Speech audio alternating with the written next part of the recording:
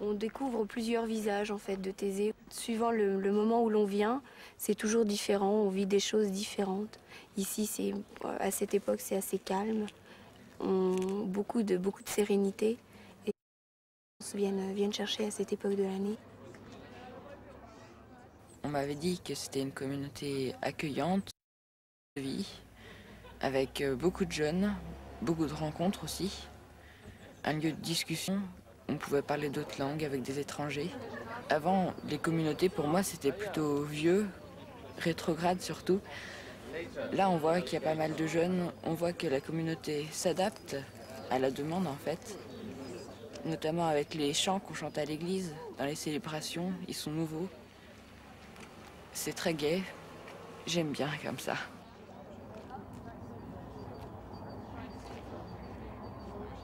Les frères, donc on les côtoie pas beaucoup. Ils sont bien de leur côté, ils vivent en communauté. Mais ce qui est intéressant, c'est que justement quand on est en petit nombre, ils viennent beaucoup vers nous. Et c'est intéressant qu'eux-mêmes viennent nous présenter leur vie telle qu'ils la vivent. On a plutôt un sentiment de communion ici. L'essentiel, c'est les frères sont ouverts, on est accueillis, on est bienvenus et on a l'impression que c'est vraiment bien que les jeunes viennent, qu'ils aiment bien ça.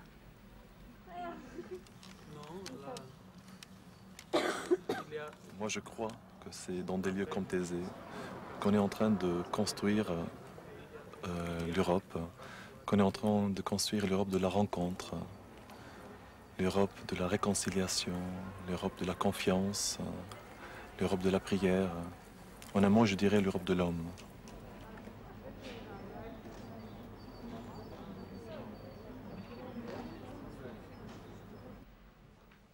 Laudate Domino, laudate Domino, omniscientes, alleluia. Laudate Domino, laudate Domino, omniscientes, alleluia. Lui le Seigneur, les peuples.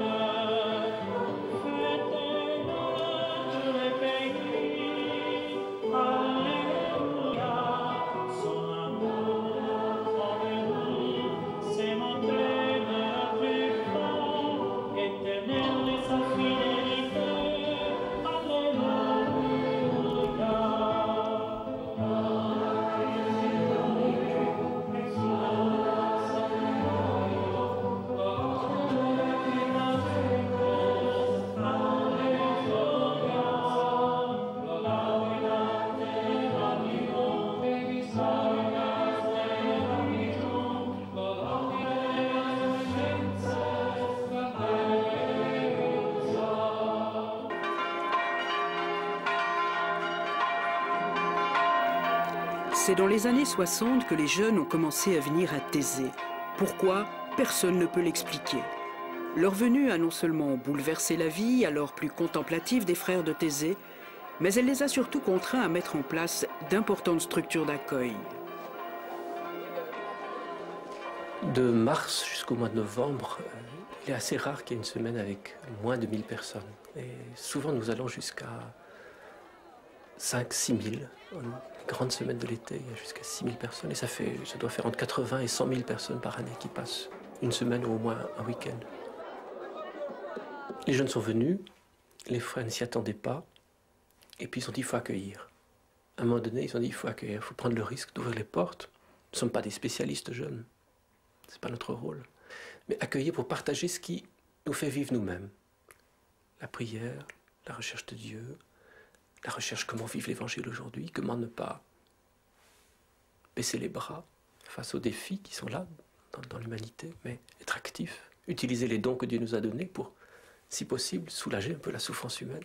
Et puis agissez et sortez de l'isolement, parce que c'est l'isolement qui est souvent un problème pour beaucoup de personnes aujourd'hui. Il y a un désir de faire quelque chose, un désir d'agir, mais seul on se sent impuissant. On a d'immenses machines, d'immenses engrenages, et on se dit qu'est-ce que je peux faire face à cela?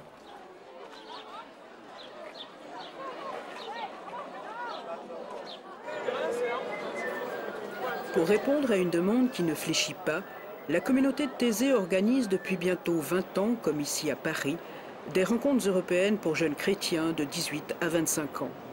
Ces rencontres se déroulent chaque fois dans une ville différente et toujours dans les derniers jours de l'année.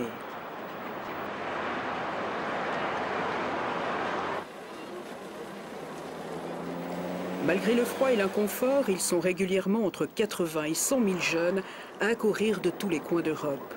L'hébergement et un repas par jour sont pris en charge par les particuliers et les paroisses tant protestantes que catholiques.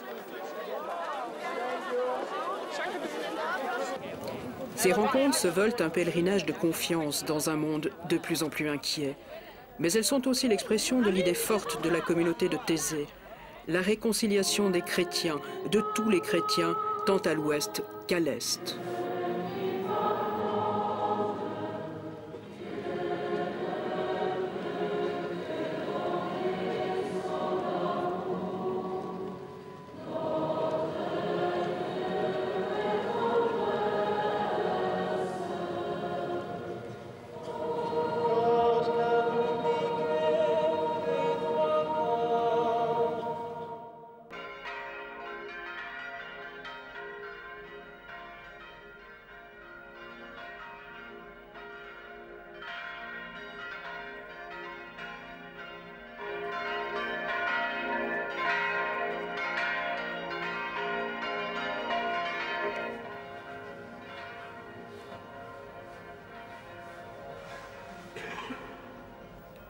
À Thésée, la vie quotidienne est ponctuée par 3 offices religieux simplement appelés prières, puisqu'il n'y a pas d'officiant. La prière du matin débute à 8h30. Même pour les frères, c'est souvent le premier moment de vie commune.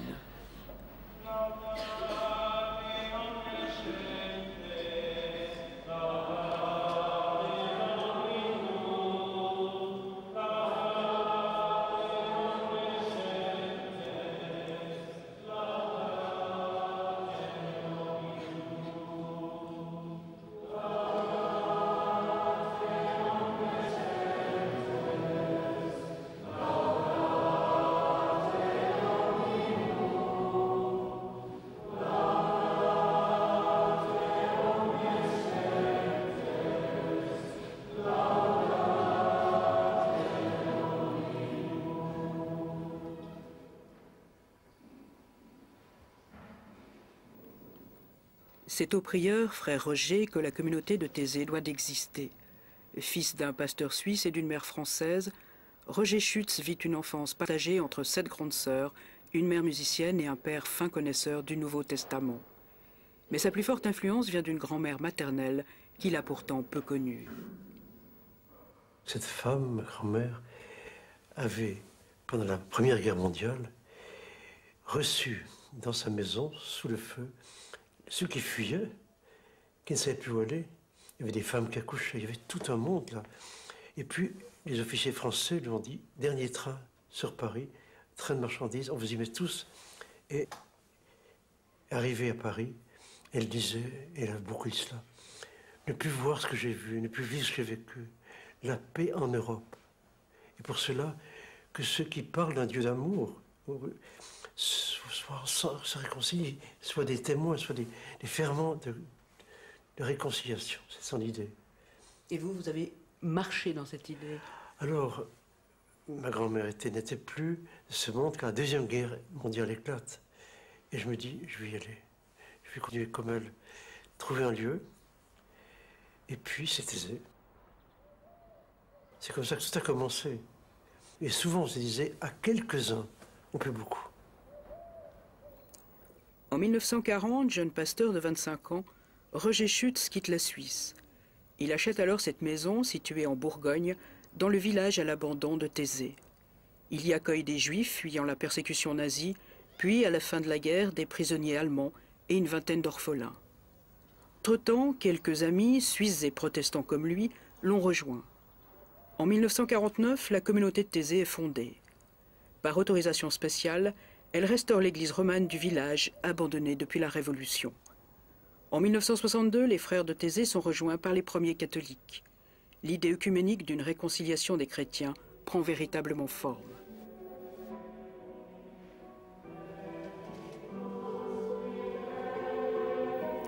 Aujourd'hui, la communauté de Thésée occupe une nouvelle église construite par elle et qui ne ressemble à nulle autre. Elle compte une centaine de frères de 27 nationalités différentes. Un tiers d'entre eux vit ailleurs, dans les endroits les plus déshérités du monde. Les jeunes qui viennent à Thésée ne sont pas nécessairement en quête de foi, mais plutôt de sens à donner à leur vie. Les frères ne peuvent y répondre par des formules toutes faites. C'est pourquoi chaque matin se constituent des petits groupes de réflexion biblique où les nationalités se mélangent subtilement et où les jeunes peuvent dire leurs attentes. Und was erwarten Sie da so, wenn Sie so einen Ort fahren wie hier? Also Stille und ich habe ja schon vorher die Gesänge gekannt teilweise. Und ja, einfach beisammen sein und Leute kennenlernen. Ja. Et donc elle dit que c'est le silence qu'elle attend et d'être ensemble avec les autres, faire la connaissance des autres. Et les chants aussi, les chants qu'elle a déjà entendus avant. Einfach mit Leuten zusammen, die anders leben und anders denken. Und dadurch denkt man dann auch mehr nach, so über sein eigenes Leben, was man eigentlich macht. Et peut-être aussi parce qu'ici on rencontre des gens qui réfléchissent beaucoup sur leur propre vie. On est aussi entraîné soi-même de réfléchir plus au fond, qu'est-ce que j'ai fait, pourquoi est-ce que je le fais, qu'est-ce que je vais faire de ma vie. Chaque frère joue un rôle bien précis dans la communauté et presque tous, depuis la fin des années 60, ont été confrontés à l'accueil des jeunes, travail important à Thésée. Mais 30 ans de confrontation avec la jeunesse n'ont pas résolu le mystère. Pourquoi les jeunes sont-ils ainsi attirés par Thésée? Nous n'avons pas d'explication, je crois, qui serait une seule explication complète pourquoi les jeunes viennent. Ils sont venus sans que les frères sachent d'abord s'il fallait ou non accueillir, sans avoir préparé un accueil. Et puis ensuite, une relation de confiance s'est construite aussi avec les jeunes. Ils ont confiance qu'on ne va pas les récupérer, ils ne seront pas mis dans un mouvement, qu'on les laissera cheminer à leur rythme. On ne leur demandera pas des comptes à la fin de la semaine, on ne leur demandera pas où ils en sont dans la foi. S'ils veulent en parler, ils viendront nous trouver, mais la prière respectera aussi leur liberté, il y aura une discrétion dans la parole, rien ne sera imposé, et peut-être que c'est important pour la jeunesse aujourd'hui de sentir cela, qu'on ne va pas les contraindre. Il n'y a pas d'obligation quand ils sont là. Il y a des exigences. Il y a des exigences dans les rencontres. On ne peut pas venir comme ça, comme touriste, mais ces exigences ne sont pas incompatibles avec le respect de la personne, avec le respect de la liberté de chacun, d'avancer à son rythme. Et je crois que c'est important.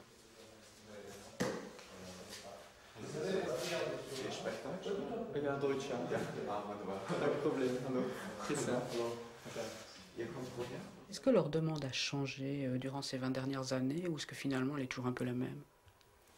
Oh, les jeunes changent, les jeunes changent, ils restent des jeunes aussi, ils restent tout ce qui fait la jeunesse, un désir d'absolu, un besoin, un sentiment que ça peut être différent, qu'on peut changer les choses.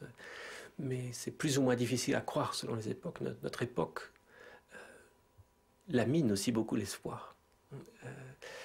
Vous sentez ça? Oui, parce que les jeunes sont abreuvés de mauvaises nouvelles toute la journée. Ils voient tout ce qui ne va pas et on leur montre si peu les signes d'espérance. Il ne faut pas cacher les souffrances, mais il faut aussi montrer que dans ces mêmes lieux où on souffre, il y a des gens qui agissent, qui n'ont pas baissé les bras. Et quand on le voit, alors là, on veut agir soi-même, on ne veut pas rester spectateur.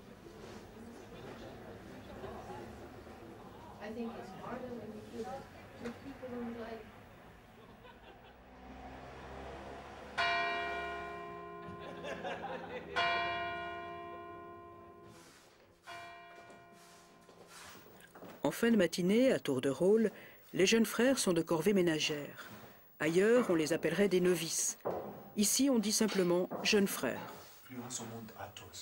Ils ont fait la demande d'entrer dans la communauté, mais ne prononceront leurs vœux, célibat, partage et reconnaissance du prieur, que dans 3, 4 ou 5 ans. Tout dépend de leur maturité intérieure. En attendant, non seulement ils s'initient à la vie communautaire et à l'étude des langues, mais ils reçoivent chaque jour un enseignement théologique dispensé par leurs frères aînés.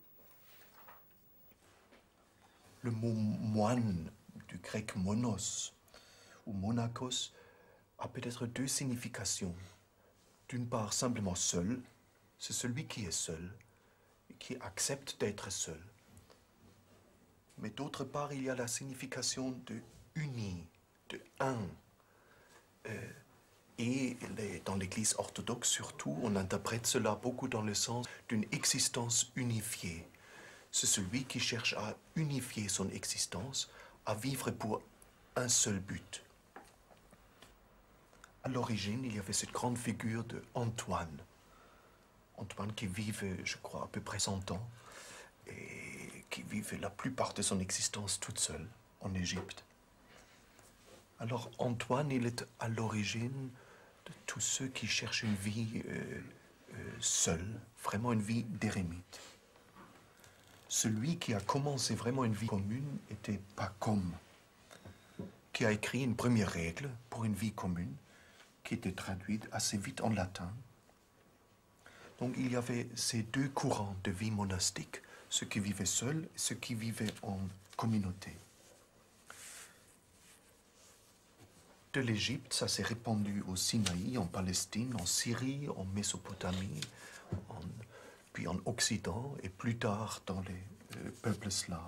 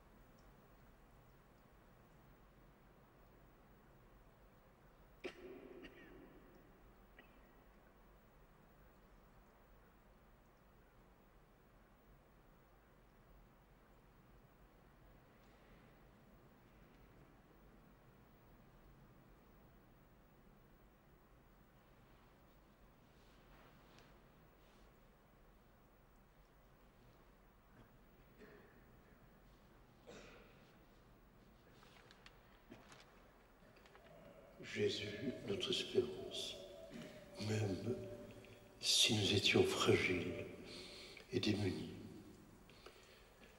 nous voudrions avant tout comprendre que tu nous aimes. And you say to us, as you said to your disciples, turn towards me, Christ, and believe in the gospel. Jesús, nuestra esperanza. Incluso si fuéramos frágiles y necesitados, quisiéramos comprender ante todo que tú nos amas.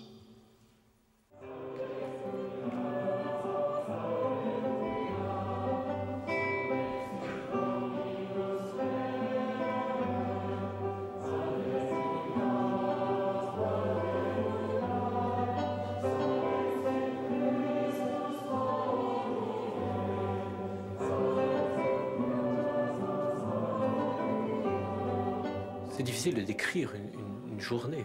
Il y a des choses qui sont... On est tous ensemble pour la prière, par exemple. C'est tous d'accord que là, c'est le cœur de notre vie, qu'on doit être ensemble matin, midi et soir dans l'église. Et c'est là peut-être le plus essentiel. Et puis, il y a les temps où si on est ensemble pour le repas de midi, par exemple, c'est un moment important. Les journées sont souvent très chargées. On travaille du matin au soir, soit dans les ateliers, soit à l'accueil. Et midi, c'est un moment où on prend du temps pour s'arrêter, pour se refaire un peu, puis aussi échanger de nouvelles.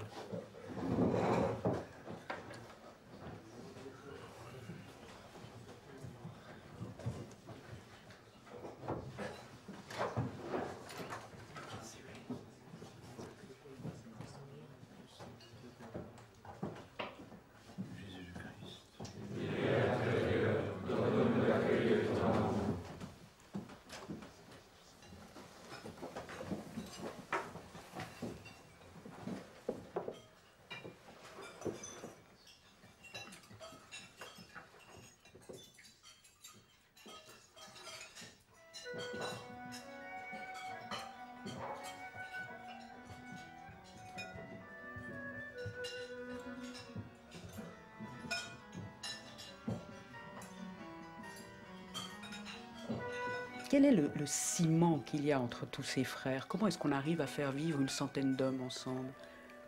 Ça n'a pas été d'un jour à l'autre. Il fallait que chacun consente à une maturité et peut-être plus encore à une vigilance sur lui-même, qui veille sur lui, qui s'interroge, non pas pour se donner des coups, non pas pour se flageller, mais pour découvrir en lui-même ce qui n'était pas viable dans une communion, dans une vie de communauté, et qui pouvait la troubler, la gêner. Parfois, il y a des mots qui tuent, comme il y a des mots qui construisent. Alors ces mots qui tuent, on les connaît, on les a découverts, on est vigilant. Un de mes frères repartait pour l'Afrique, première génération, les tout premiers. Et il me disait, la communauté est devenue un abîme de bienveillance. Nous voudrions bien, mais ça nous râpe la peau. Et c'est vrai, nous cherchons dans cette voie-là beaucoup, beaucoup, beaucoup.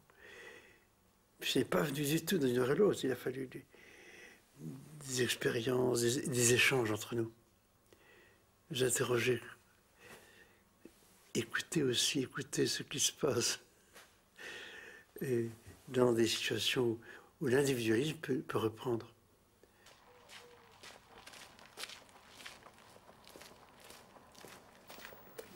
Les frères de Thésée n'acceptent pour eux-mêmes ni dons, ni cadeaux, ni leur propre héritage. Ils vivent exclusivement de leur travail.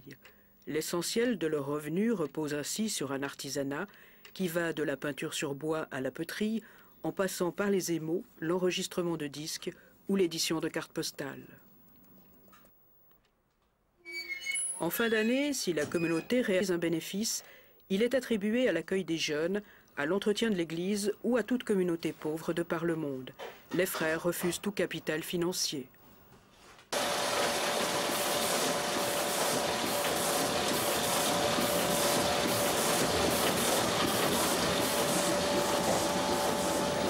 L'imprimerie de Thésée tourne sans discontinuer. Ici s'imprime une partie de la lettre de Thésée, écrite par Frère Roger et répandue en 58 langues. Mais l'imprimerie sert aussi à éditer les livres écrits par les frères, autre source de revenus. Vous voyez, par exemple, ça, c'est le dernier livre qu'on ait fait. C'est un livre sur les pères de l'Église. Vous sortez beaucoup de livres par année? Non, 2, 3 comme ça, au maximum. Et ça, c'est donc un livre écrit par un frère, celui-là aussi. Tous les livres que nous sortons sont écrits par des frères de la communauté. Et les cahiers ici? Oui, alors là, on fait aussi, indépendamment des livres, on fait pas mal de musique. Donc des fameux chants de Thésée. C'est ça, oui. Et puis là, ça, c'est les chants dont on fait la photocomposition de la musique et des langues, des différentes langues qui sont mises dessous. Ah oui, ça fait beaucoup. Hein? Oui, c'est un travail qui n'est pas très facile à faire, surtout quand il y a du, comme vous voyez ici, il y a du russe, là, du cyrillique. Hein.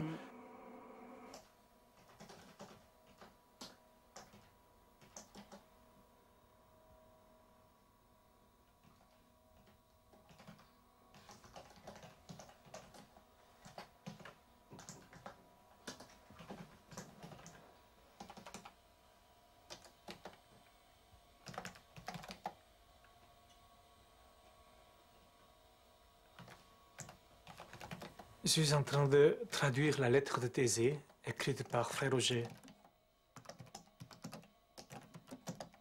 Cette lettre est écrite chaque année par Frère Roger pour aider les jeunes pour leur réflexion et le partage, pour la rencontre, soit ici à Thésée ou soit ailleurs dans le monde. Bien sûr, ce n'est pas seulement pour les jeunes, mais je crois avant tout, il écrit pour la génération oui, qui grandit. Ce n'est pas toujours facile de traduire le langage de Frère Roger en coréen. Il faut donc beaucoup réfléchir et puis mûrir, faire mûrir. Alors, donc, et puis ensuite, oui, écrire en coréen. Qu'est-ce qu'il y a de difficile dans son langage à traduire?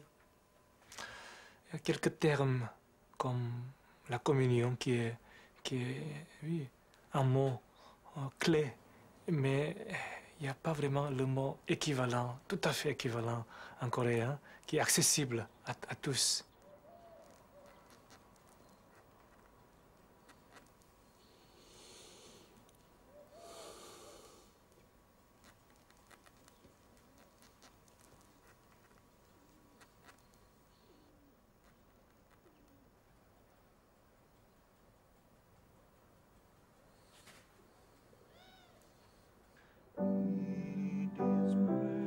Lamb of God, Lamb of God,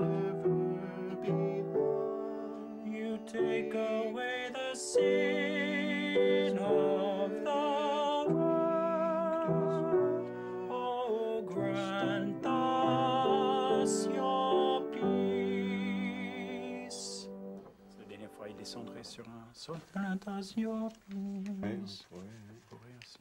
Parce qu'eux, ils avaient fait, donc il y avait quelque chose de trop romantique. Donc, déjà ça, c'est difficile parce que le chant en soi Ça, c'est qui, ça? Est romantique. Ça, c'est des États-Unis. Oui. Tu veux juste essayer ça pour voir la différence? Lamb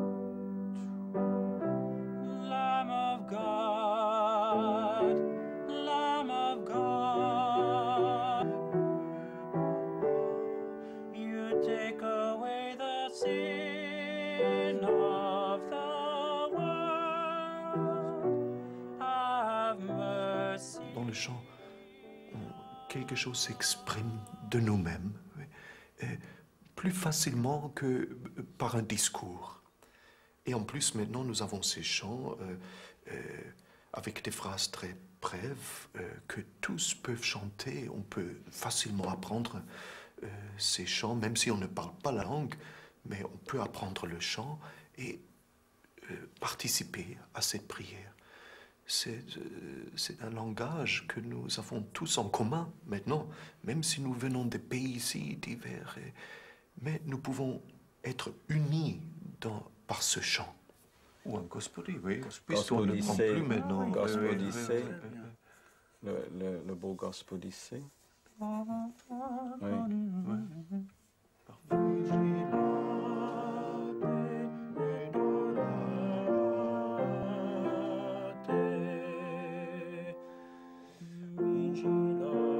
Ou avec cette finale, qu'est-ce qui est mieux? Pour le développement des voix, on entend que ça va mieux. Ça va mieux, oui.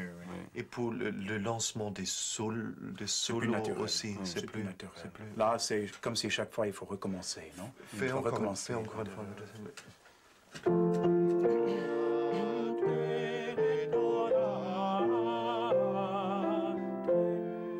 Le chant n'est pas forcément prière. Il faut que le chant devienne prière, qu'il y ait la possibilité de devenir prière. C'est les paroles, bien sûr, ce qui est exprimé dans un chant. On ne peut pas chanter n'importe quelle parole.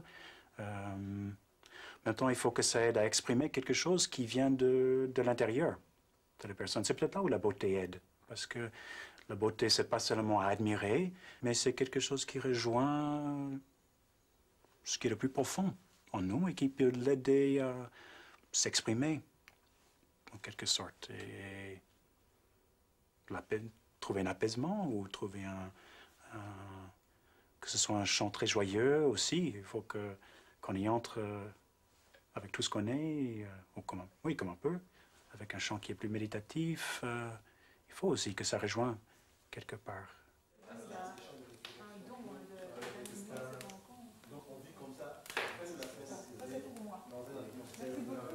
Je me prénomme Patrick et je suis en ce moment permanent à Thésée. Ça dit que normalement ce sont les jeunes gens qui aident à l'accueil ou à l'animation des rencontres. Et nous nous occupons de l'accueil comme ça quand les gens arrivent. Alors nous allons regarder le plan de l'endroit. Je fais partie d'un groupe de jeunes qui restent pour longtemps à Thésée pour aider. nous aidons à l'accueil et à l'animation des rencontres, c'est-à-dire les différents travaux qu'il y a ici. Il y a l'accueil par exemple, il y a le nettoyage, il y a la cuisine. J'ai fait partie, pendant tout l'été, j'étais responsable d'une équipe à la cuisine. Et ce sont des jeunes qui font ça bénévolement, volontairement, et on le fait avec tellement de joie. C'est tellement beau de le faire, de rencontrer d'autres. Et je crois on aide les autres.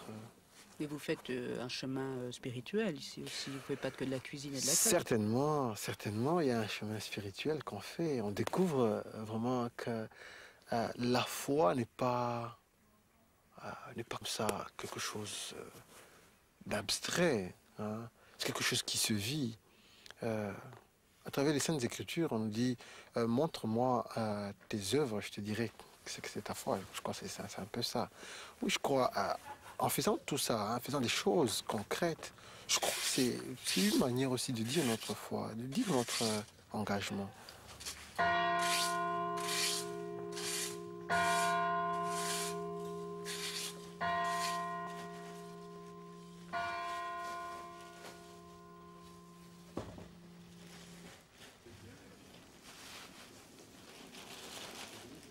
Est-ce que les frères de Thésée, que vous côtoyez maintenant au quotidien depuis plus d'1 an, vous apparaissent comme des moines de l'avenir?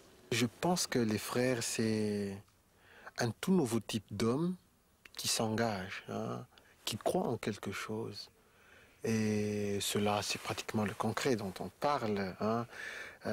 Ils disent des choses et ils cherchent, hein, ils essaient de montrer comment on peut le faire. Quand on parle par exemple de réconciliation, ici, je pense que c'est une réalité, hein.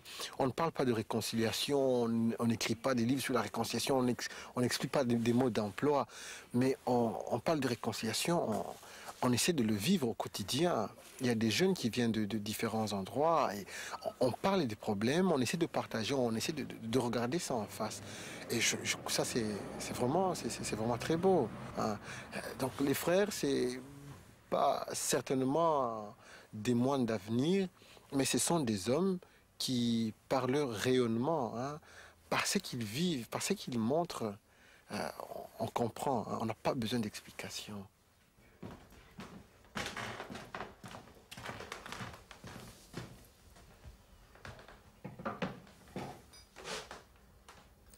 Si le repas de midi est toujours pris en commun, celui du soir se passe librement. Frère Roger prend toujours dans sa chambre et il a pour habitude de le partager avec des visiteurs ou avec quelques frères. Jésus-Christ, lumière intérieure, donne-nous d'accueillir ton amour.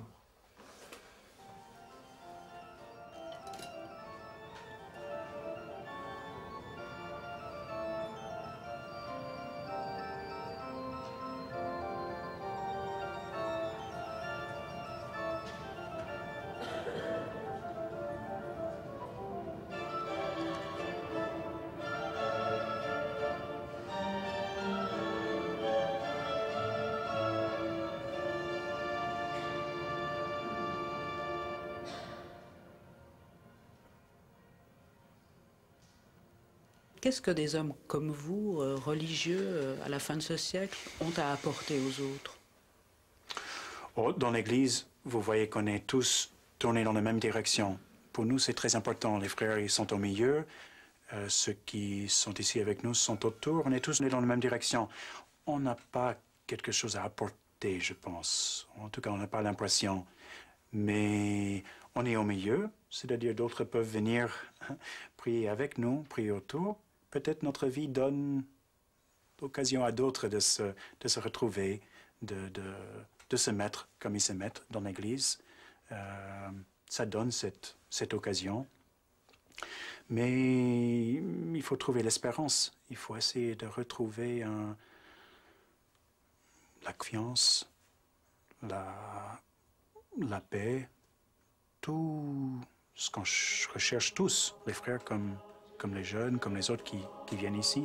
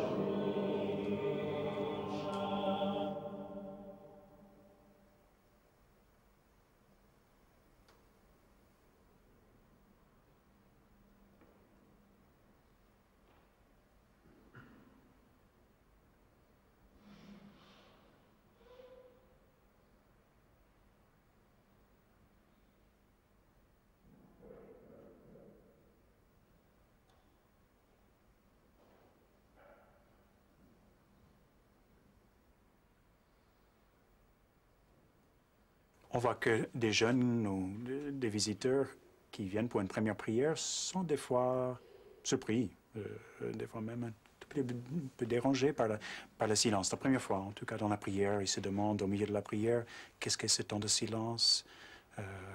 Pourquoi il n'y a rien qui se passe? Pour beaucoup, le silence, c'est le rien, ou le vide. C'est un peu il faut le remplir. C'est la réaction de la plupart. Il ne faut pas avoir peur de ce silence, que ça peut être un moment vraiment qui donne quelque chose qu'on ne trouve pas dans le reste de la prière chantée, ou quelque chose s'exprime sans parole, ou on peut simplement dire, mais voilà, je suis là, Dieu est là, peut-être ça suffit, peut-être c'est très difficile de parler du silence. Des jeunes qui viennent nous disent combien c'est important, mais c'est une vraie découverte dans le monde d'aujourd'hui.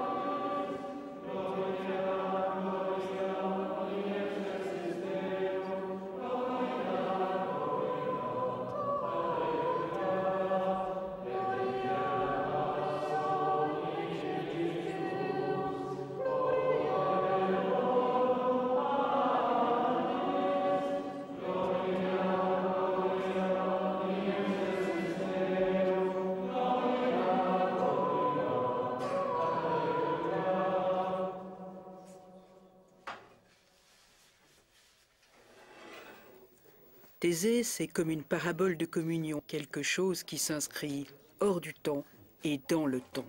Vous savez qu'elle va repartir en Chine bientôt. Mais oui. Puis il correspond maintenant. C'est si beau, avec un Chinois qui prend des risques en faisant. C'est comme ça. Et puis. Thésée, c'est surtout la vision intemporelle d'un homme, frère Roger, un homme hors du commun. Loin des mots creux et des doctrines illusoires, il sème depuis 50 ans sans se préoccuper de la récolte. Jamais, jamais. Heureusement. Heureusement. Sinon, on serait fini, on ne serait pas plus temps.